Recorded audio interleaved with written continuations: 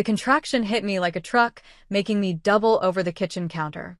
Maria kept talking about how to make a proper breakfast, her voice a dull hum through the pain. I watched my mother-in-law carefully arrange her tea set, not even glancing at me. "Melissa, dear, you really should have planned better," she said. "Patrick needs his protein shake before work, and here you are, making a scene." She clicked her tongue, the sound sharp in my head. I gripped the counter, my knuckles turning white. "Patrick," I gasped, "I think the baby's coming." My husband didn't look up from his phone. "Mom's right. You've been slacking lately." Another contraction hit, stronger this time, and I couldn't hold back a cry. I grabbed my phone, 4 minutes between contractions. This was real. "Maria, please," I begged. "I need to get to the hospital." She calmly sipped her tea. When I had Patrick, I finished cooking for a whole dinner party before going to the hospital. Women these days are so dramatic. The room spun. My hands shook as I reached for my phone, but it slipped and crashed to the floor. Patrick finally looked up, frowning. "Can you keep it down? I'm trying to read something important." Then I felt it, a warm gush of liquid running down my legs. Maria's eyes widened in horror as she stared at the puddle forming beneath me. "You're ruining my imported tiles," she shrieked, jumping up. I stumbled toward the door, my vision blurring. The pain was unbearable, but something else was growing inside me. Something cold. Something sharp. I looked at Patrick, still focused on his phone. I looked at Maria, already on her hands and knees scrubbing the floor. And something in me snapped. "I'll drive myself," I said, grabbing my hospital bag. Patrick barely glanced up. "Don't forget to pick up my dry cleaning on your way back." I made it to my car, every step agony, both physical and emotional. As I pulled out of the driveway, I saw Maria through the window, scrubbing furiously. That was the moment. The exact moment I decided they would both pay for this. I didn't know how yet, but as my baby fought to enter this world, I made a promise to both of us. This would be the last time they treated us like we were nothing. Another contraction hit as I turned onto the main road, but this time, I didn't fear the pain. I welcomed it. It fueled something new inside me, something that would change everything. For days after bringing Olivia home, I sat in the living room, cradling her in my arms while Maria rearranged my furniture again.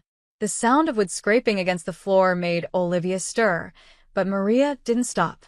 She kept pushing the armchair, determined. "This space needs proper arrangement," she said, wiping sweat from her brow. "No grandchild of mine will grow up in a chaotic home." The front door opened, and Patrick walked in, dropping his briefcase by the entrance. "Mom, I thought you'd be home by now." "I'm helping your wife bring some order to this place," Maria said, eyeing the bookshelf. "Look at these novels, so dusty. When I was a new mother." I stood up carefully, holding Olivia close. "We were just about to feed and rest," I interrupted. Patrick checked his watch. "Before you do that, could you iron my shirts for tomorrow?" "Mom's right, this place is a mess." I looked around at the spotless living room, then down at my tiny daughter, not even a week old. That familiar pressure built in my chest.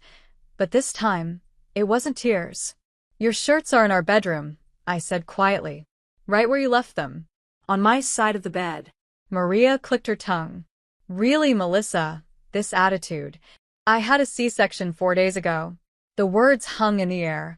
Patrick shifted uncomfortably, but Maria waved her hand dismissively.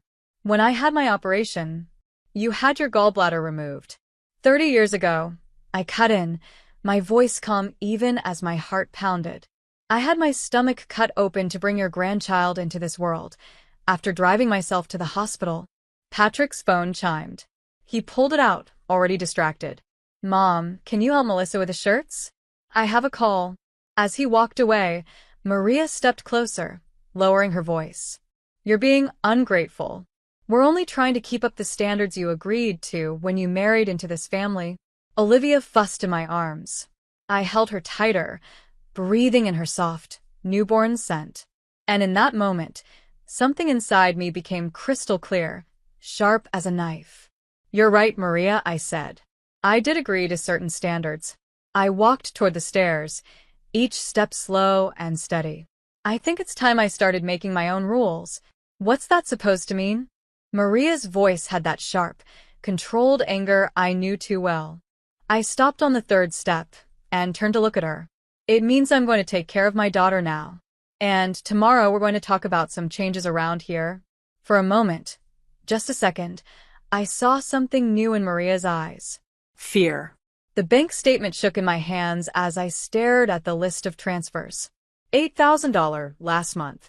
$10,000 the month before. Every payment sent to Maria Adams' personal account. The morning light reflected off my wedding ring as I scrolled through Patrick's banking app. He had left his phone unlocked, carelessly, like everything else. Every transaction felt like another stab in the back. Olivia's soft coos from her bassinet pulled me out of my thoughts. 3 weeks of motherhood, and I had already learned how to survive on autopilot. Changing diapers while uncovering my husband's lies. The front door opened, and Patrick's footsteps echoed through the house. "Honey, Mom's coming over to help with dinner," he called out. He walked into the room, loosening his tie. "She thinks you need cooking lessons." I held up the phone, the screen facing him. "Want to explain these transfers?" His face didn't show guilt. Just annoyance. "You went through my phones? You left it unlocked. Now answer the question." He shrugged. "Mom needed some help with expenses. $230,000 in 3 months. I pulled the phone back. "While I'm buying cheap diapers because you said we needed to budget." "She's redecorating her sitting room," he said, his voice turning cold. "And what's wrong with generic diapers? You're becoming as high maintenance as..." "As what?" I cut in. "As your mother's?" I let out a sharp laugh, loud enough to make Olivia stir. The same woman who spent more on curtains last month than we did on our daughter's entire nursery. Patrick's jaw clenched. "You don't understand. Mom has certain standards." I stood up, feeling the pull of my C-section scar. Standards that just happened to cost exactly what we saved for Olivia's college fund. Something flickered in Patrick's eyes. Fear, quickly hidden by anger. "Does your father know about these transfers?" I asked. "Leave Dad out of this," Patrick snapped. "Mom's handling the finances while he focuses on retirement." "Really?" I stepped toward the door, phone still in hand. "Maybe I should call Steven and ask." Patrick grabbed my wrist, hard. I gasped at the pressure. "Don't you dare," he growled. And in that moment, looking into my husband's eyes, I knew. At that moment, I saw Patrick for who he really was, his mother's son. A man who had learned manipulation from her, who would lie and hide the truth just to keep their perfect little world intact. "Let go." Each word carried the weight of all the silent moments I had endured. He let go of my wrist and stepped back. "You're being hysterical. This is why Mom says you're not ready for." "For what?" I picked up Olivia, holding her close. "For the truth?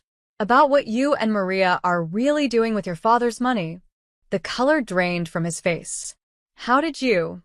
"I didn't," I said, smiling coldly as realization hit him. "But now I do." Christina slammed her coffee mug down, making the table shake. "You need to leave, Melissa." Now? I rocked Olivia gently, trying to keep her asleep, while searching my friend's face. "It's not that simple." "Like hell it isn't." She pushed her tablet across the table. "Look what I found when I searched Maria's name." The screen showed court records from 17 years ago, a sealed case for financial fraud. Below that were 3 businesses that had mysteriously gone bankrupt. Maria Adam was listed as their financial advisor. "There's more," Christina said, her voice lowering. "Steven's company is being audited. The timing of those money transfers matches exactly when the investigation started."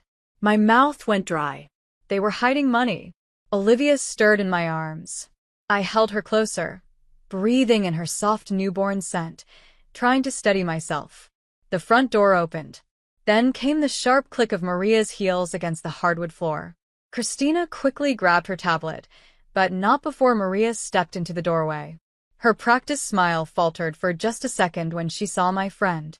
"I wasn't aware we had company," she said, her eyes flickering toward the tablet. "What are you ladies discussing?" "Bankruptcy law," I said, meeting her gaze. It's interesting how some people hide money during audits. The color drained from Maria's face, but her smile didn't fade. Such a depressing topic for new mothers. Patrick tells me you've been emotional lately.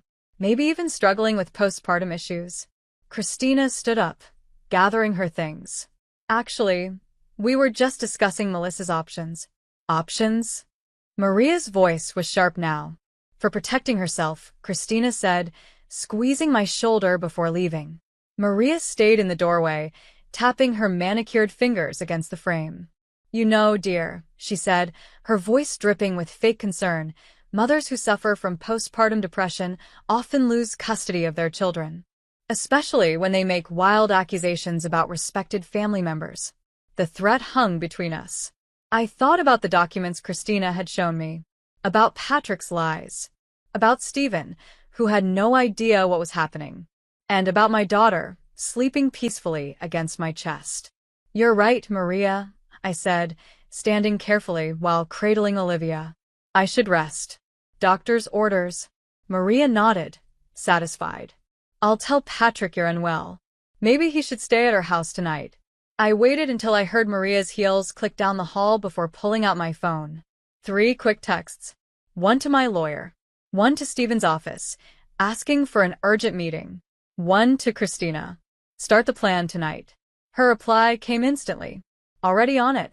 Pack light. Delete this message. I erased the conversation and looked down at Olivia, feeling the weight of what was coming. Maria thought this was just another game. But she had forgotten one thing. When a mother protects her child, she doesn't play games. She plays to win. The locksmith's van pulled away just as Patrick's car turned onto our street. I stood by the living room window, my heart pounding. Olivia slept peacefully in her carrier beside me. Patrick tried his key once, then twice, then a third time. Finally, he rang the doorbell. Then came the pounding. Melissa, open the door. His voice was sharp, angry. What the hell is this? I pressed the intercom button. Your clothes are in bags on the porch. Take them to your mother's. You changed the locks? Have you lost your mind? More pounding. Let me in. This is my house too. I kept my voice calm. Actually, it's my house. Check the deed. A gift from my parents, remember? The one you and Maria tried to get me to put in your name for tax purposes. His phone call to Maria was immediate. Predictable. Within 15 minutes, her car screeched into the driveway. Melissa Adam. Her voice was sharp enough to cut glass. Open this door right now, or I'm calling the police. Go ahead. I shifted Olivia to my shoulder as she stirred. I'm sure they'd love to see the financial records I found, especially with that audit coming up. Silence. Then Maria's urgent whispers to Patrick. My phone buzzed. A text from Christina. Stephen's secretary confirmed your meeting for tomorrow. Documents ready. The pounding started again, but Patrick's voice had changed. The anger was gone. Now he sounded desperate. Melissa, please. You don't understand what you're doing. Mom's just trying to protect the family. No, I said, my voice steady. She's trying to protect herself. And you're helping her steal from your own father. Through the door, I heard Maria's sharp gasp. You spiteful littles. I have copies of everything. I cut her off. The transfers. The fake companies. All of it. And it's in very safe places. Silence. So here's what's going to happen, I continued. You're both going to leave. Now. Tomorrow, I'm meeting with Stephen. You wouldn't dare, Maria hissed. Try me. I looked down at Olivia, drawing strength from her peaceful face. I'm done being the quiet, obedient daughter-in-law, I said. You taught me well, Maria. I smiled. Family protects family. I'm protecting my family. Patrick's last attempt was barely a whisper. She's my daughter too. Then prove it, I said. Tell your father the truth, or I will. Through the window, I watched as Maria grabbed Patrick's arm, practically dragging him to the car. Their angry voices carried across the lawn as they sped away. I sank to the floor, holding Olivia close. My hands were shaking, but my resolve had never been stronger. The house keys felt heavy in my pocket. New keys. New locks. New boundaries. Tomorrow would bring more battles, but for tonight, we were safe. And sometimes that was enough to start with. Stephen's office felt smaller than I remembered. Or maybe it was just the weight of Maria and Patrick standing behind me, their silence thick with barely contained anger. Olivia slept peacefully in her carrier, unaware of the storm about to hit. Stephen's voice cracked as he studied the documents on his desk. Financial irregularities. He looked up, his face pale. Maria, what is this? Maria reached for the papers, her manicured nails perfectly polished. Darling, these have clearly been altered. Melissa is having emotional problems. The transfers are real, I said, pulling out my phone. I held up Patrick's banking app. Patrick has been moving company money into personal accounts. Your money, Stephen. Ask him where it's going. Patrick stepped forward. Dad, I can explain. Explain what? Stephen's face seemed to age 12 years in 10 minutes. That you and your mother have been stealing from me? From our employees' pension fund? Maria's perfect mask finally cracked. We were protecting you. The audit would have. Would have what? Stephen slammed his fist on the desk. Found out that my own wife and son were embezzling? The office door burst open. A man in a dark suit entered, followed by two others. Mr. Adam, he said. I'm Ryan Gosling, FBI. We need to discuss some concerning transactions. Maria let out a scream of rage and lunged at me. You vindictive little. I barely had time to shield Olivia before Maria's hands wrapped around my throat. The carrier tipped over, Olivia's cries cutting through the chaos. Agents grabbed Maria, pulling her away as she shrieked. You ruined everything. She turned to Patrick. Tell them what she's done. But Patrick didn't move. He just stood there, frozen, watching as agents handcuffed his mother. His eyes met mine, and for the first time, I saw real emotion there. Not anger, not arrogance, just fear. Pure, devastating fear. Dad, Patrick whispered. Please. Stephen wouldn't look at him. He turned to Ryan Gosling. My wife and son have full access to all company accounts. I'll cooperate fully with your investigation. As Maria was led away, still screaming, she played her final card. Stephen, if I go down, everyone will find out about Patrick's mistake. About what really happened to that girl in college. The room went silent. Olivia whimpered softly in my arms. Patrick's face turned ghostly pale. Stephen finally turned to look at his son. What girl, Patrick? I held Olivia close, feeling her tiny heartbeat racing against mine. This didn't feel like victory. It felt like destruction. I had wanted justice, but watching this family fall apart, seeing the pain in Stephen's eyes, it felt empty. Maria's laugh echoed down the hallway. Still think you've won, Melissa? You've destroyed this family. Hope you're proud of yourself. The worst part? She might be right. I had pulled the trigger, but the bullet had torn through all of us. And now, in the wreckage of what I had done, I had to find a way forward. For Olivia.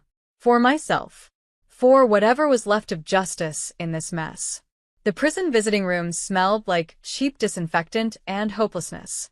Maria sat across from me, her orange jumpsuit a shocking contrast to her perfect makeup. For months behind bars hadn't dulled the sharpness in her eyes. Come to gloat? She asked, folding her hands neatly on the table. I came because Patrick finally told me about Joan Allen. The name hit like lightning.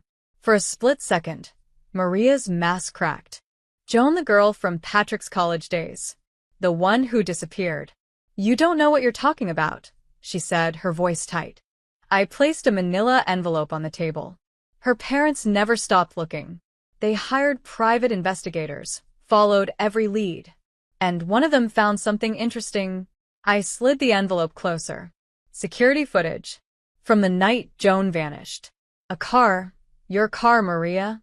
Her laugh was cold. Is that why you're here? To threaten me with old stories? I met her stare. I'm here because I finally understand. Patrick didn't just help you steal money.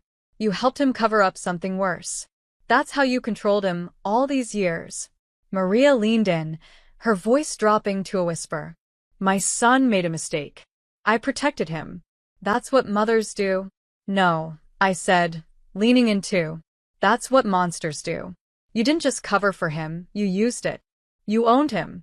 You made sure he stayed under your control, even if it meant stealing from his own father. Maria's expression hardened. Everything I did was for her. For yourself, I interrupted. I stood, pressing my hands against the cold metal table. The FBI has the footage now. And Patrick? He's talking. The color drained from her face. He wouldn't dare. He already has, I said. Turns out, when you threatened to expose his secret to get more money last month, he recorded the conversation. I tilted my head. Self-preservation. You taught him well. Maria lunged across the table, but the guards were faster. They grabbed her as she screamed. He's my son. I own him. I gathered my things, watching her struggle. Not anymore. I turned to leave, then paused at the door. You know the difference between us, Maria? I protect my child by teaching her to be better. You destroyed yours by making him just like you. Maria's screams echoed down the hallway, but they didn't reach me anymore. Outside, Christina waited in her car. Olivia was sleeping peacefully in the back seat. How did it go? She asked as I slid into the passenger seat. I glanced in the side mirror, watching the prison fade into the distance. I thought of Patrick, sitting in his own cell, finally facing what he had done. Of Stephen, working to rebuild his company the right way. Of Maria, trapped in the world she had created, paying the price for her choices. It went exactly as it needed to, I said. I reached back to touch Olivia's tiny hand. Sometimes justice isn't about winning. It's about breaking the cycle. Christina nodded, understanding in her eyes. Ready to go home? Yes, I said, feeling lighter than I had in years. We were. The divorce papers sat on my lawyer's desk, neatly signed. Their crisp edges marked the end of one chapter and the beginning of another. Through the office window, I watched Stephen playing with Olivia in the courtyard below. His silver hair caught the sunlight as he bounced her gently, making her giggle. The settlement is generous, my lawyer said, organizing the documents. Full custody, the house, and Mr. Adams Sr.'s offer to support Olivia's future. I nodded, my mind drifting to Maria's upcoming trial and Patrick's plea deal. The headlines had been brutal. Mother's fraud scheme leads to murder investigation.